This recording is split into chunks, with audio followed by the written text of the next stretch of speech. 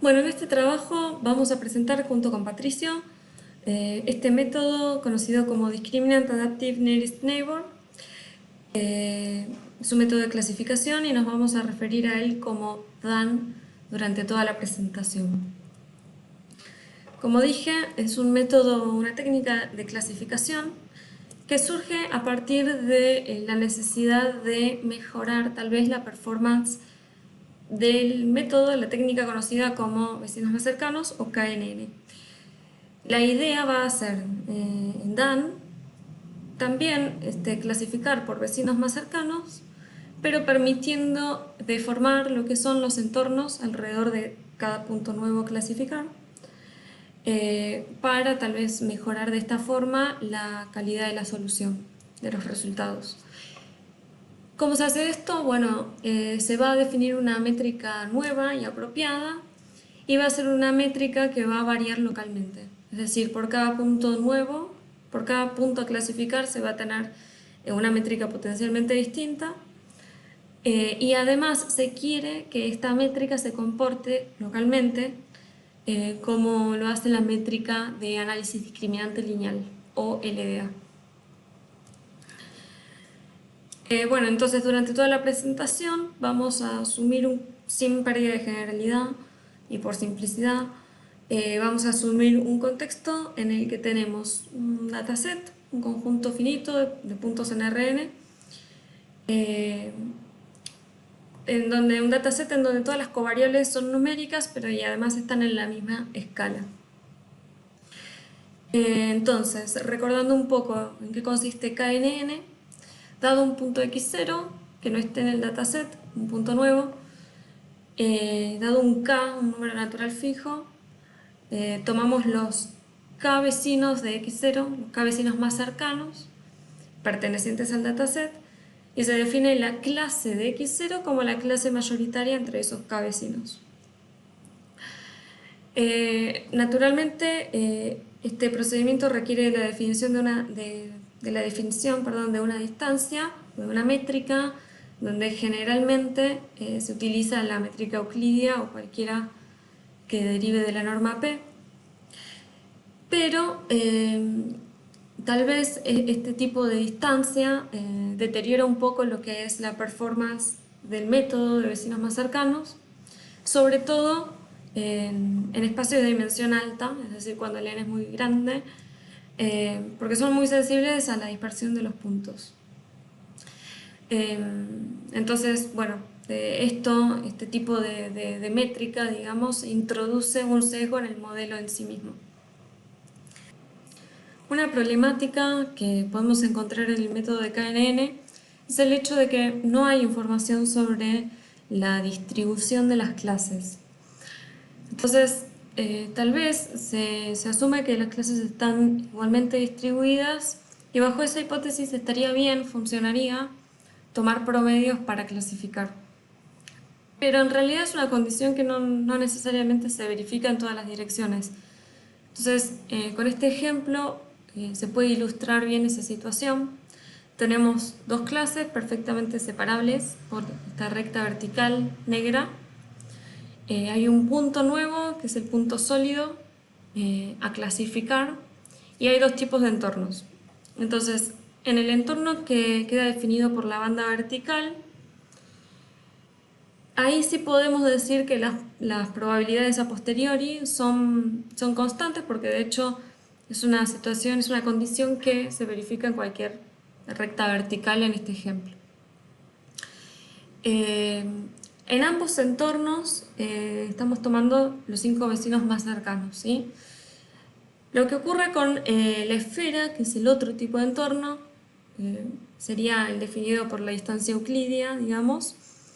Ya este entorno se extiende tanto horizontalmente que las probabilidades a posteriori ya sí cambian ahí. De hecho, justamente es en la dirección horizontal en la que cambian. Y termina ocurriendo en este ejemplo en particular que, bueno, es decir, se terminaría clasificando por la clase incorrecta, porque es la clase mayoritaria en la esfera, la clase roja sería. Por otro lado, Eh, ya dijimos que también se identifica como una problemática de la distancia euclídea el hecho de que es muy sensible, la distancia euclídea o cualquier métrica similar es muy sensible a la dispersión de los puntos. Entonces queremos eh, demostrar o ilustrar eso en un ejemplo también.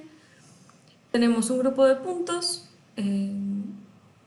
y consideramos la media o el centro de ese grupo, que va a ser el punto sólido negro, y tomamos dos puntos con la distancia euclídea que estén a la misma distancia precisamente del punto negro, es decir, los puntos 1 y 2 bajo la métrica euclídea se encuentran ambos a la misma distancia de la media. El problema es que cuando las variables están correlacionadas, en el caso de la derecha, el único punto que verdaderamente pertenece al grupo o a la distribución es el punto 1. Entonces lo que está pasando es que, bueno, en el caso de la izquierda, tal vez la distancia euclídea sí es informativa, pero para casos como el de la derecha, a partir de esa métrica no se puede concluir si un punto está cerca o no está cerca de un grupo o de una distribución. Una forma de intentar corregir esto, y que también motiva un poco la intuición detrás del método DAN, es considerar la distancia de Mahalanobis, que esencialmente consiste en aplicar primero una transformación M a los vectores que en nuestro ejemplo son X y mu, y después calcular la distancia euclídea entre los vectores transformados. La matriz M surge de la matriz de covarianzas, que como es simétrica, es definida positiva, es diagonalizable en una base ortogonal, todos sus autovalores son positivos, y su inversa cumple con las mismas propiedades y puede descomponerse de esta forma, como M transpuesta por M. M no necesariamente es única, pero bueno, puede definirse de forma tal que mapea cualquier vector a un espacio en el que todas sus componentes están descorrelacionadas y cada una tiene varianza igual a 1. Esto es porque, como decía, bueno, por el teorema espectral, M podría escribirse, por ejemplo, como la matriz de cambio de base dividido la raíz cuadrada de la matriz diagonal de autovalores. Esto es lo que se hace en PCA, análisis de componentes principales, y es una forma de ver la métrica utilizada en análisis discriminante lineal. Entonces, el método de clasificación LDA puede pensarse de esta manera. Al punto X se le va a asignar la clase que se corresponda con la mínima distancia entre X y mu sub j, donde j varía entre todas las clases existentes, y mu sub j sería el centro de la clase j. Entonces, esta métrica utilizada en LDA se utiliza a nivel global. A diferencia de DAN, el método que vamos a presentar, en el que se va a intentar aproximar esta métrica, pero localmente alrededor de cada punto nuevo a clasificar. Queremos considerar entonces una métrica que actúe localmente como la métrica utilizada en LDA, y para eso se procede de la siguiente manera. Para un punto x0 a clasificar, consideramos una esfera con la métrica euclídea que contenga los k vecinos en el dataset más cercanos a este punto x0. En ese entorno, con esos puntos, se definen localmente dos matrices. La matriz B es la que contiene la información de las covarianzas entre la media global y la media de cada clase. Es la matriz de covarianzas entre grupos o entre clases. Y la matriz W es la suma, en este caso ponderada, de las matrices de covarianza de cada clase. Contiene la información de las covarianzas dentro de cada clase. Esto generaliza un poco, estas matrices generalizan un poco lo que conocemos como la descomposición de sumas de cuadrados en ANOVA para el caso unidimensional, porque bueno, se verifica que la desviación total de los puntos respecto de la media global puede escribirse como, bueno, en este caso, el desvío de las medias de cada clase respecto de la media global, me refiero a la matriz B, más los desvíos de los puntos respecto de la media de sus clases. Una vez definidas estas matrices localmente, la métrica del método DAN para el punto x0 se define de esta forma. Acá la matriz W tiene el efecto de, dentro de cada grupo o de cada clase, transformar los vectores a un espacio en el que no hay correlaciones y cada componente tiene varianza igual a 1. Y por otro lado, la matriz B estrella es esencialmente la matriz de suma de cuadrados entre grupos, pero en el espacio transformado. Y como la matriz B está asociada a las covarianzas entre grupos, en aquellas componentes o direcciones en las que un punto X y X0 no cambien de clase, estas componentes van a estar verdaderamente en el núcleo de la matriz B y van a ser ignoradas. Y por otro lado, las direcciones en las que sí hay un cambio de clase, bueno, B tiene el efecto de escalar esas componentes, dándole tal vez más peso a aquellas en las que, bueno, los centros de cada clase estén más dispersos. Esta métrica da como resultado entornos que son más parecidos al que vimos en el ejemplo anterior. Me refiero al entorno definido como una banda vertical.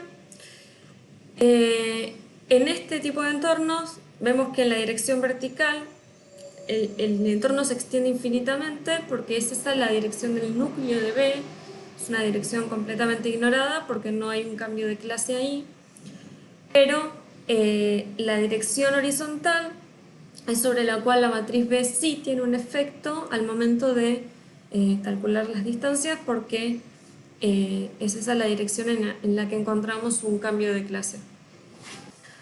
Bueno, como verdaderamente no creemos que los entornos se extiendan infinitamente en ninguna dirección, en la métrica se le suma a la matriz B estrella este término epsilon por la identidad, con la idea de acotar los entornos en las direcciones del núcleo de la matriz B. Entonces esto va a terminar transformando las esferas en elipses. Entonces veamos un ejemplo de esto, en el que tenemos acá también dos clases. Vemos que en esos entornos que contienen puntos de ambas clases, estos entornos eran inicialmente esferas, pero bueno, se estiraron en las direcciones o en la dirección en la que no hay un cambio de clase y se comprimen en las direcciones donde sí hay cambio de clase. En muchos de estos entornos que terminan siendo elipses, la dirección donde hay un cambio de clase es ortogonal, hay contorno de decisión, pero bueno, no necesariamente pasa en todos los casos. Y por cómo dijimos que actúan las transformaciones que intervienen en la métrica, los entornos más del medio no fueron modificados en ninguna dirección y tiene sentido porque en estos entornos convive una única clase, entonces permanecen esféricos.